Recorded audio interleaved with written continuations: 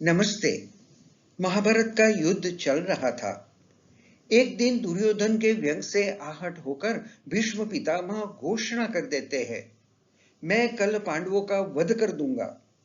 उनकी घोषणा का पता चलते ही पांडवों के शिविर में बेचैनी बढ़ गई।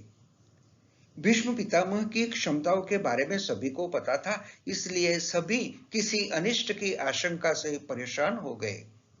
उस दिन शाम हो गई, युद्ध बंद हो गया। रात हो गई थी। तब श्री कृष्ण ने द्रौपदी से कहा, अभी मेरे साथ चलो। श्री कृष्ण द्रौपदी को लेकर सीधे भीष्म पितामह के शिविर में पहुंच गए।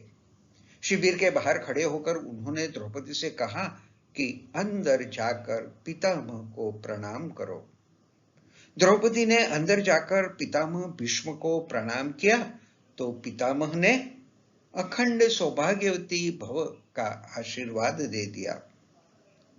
पितामह ने दिन में दुर्योधन को एक वचन दिया और रात में द्रौपदी को दूसरा वचन दिया। फिर उन्होंने द्रौपदी से पूछा कि बस तुम इतनी रात में अकेले यहां कैसे आई हो? क्या तुम्हें श्री कृष्ण यहां लेकर आए हैं? तब द्रौपदी ने कहा कि हाँ, और वे शिविर के बाहर खड़े हैं। तब भीष्म भी शिविर के बाहर आ गए और दोनों ने एक दूसरे से प्रणाम किया।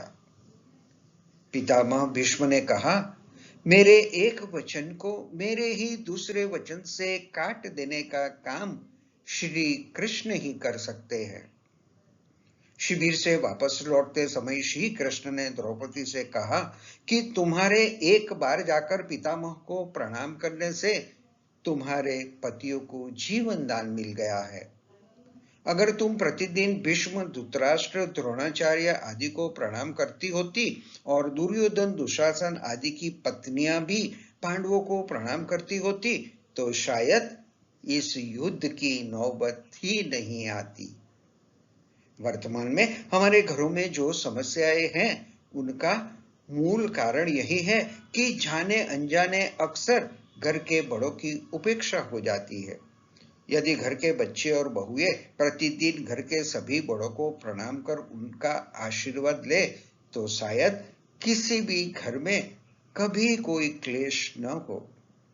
बड़ों के दिए गए आशीर्वाद कवच की तरह काम करते हैं। उनको कोई अस्त्र शस्त्र नहीं भेद सकते।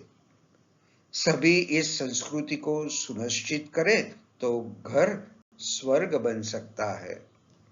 धन्यवाद।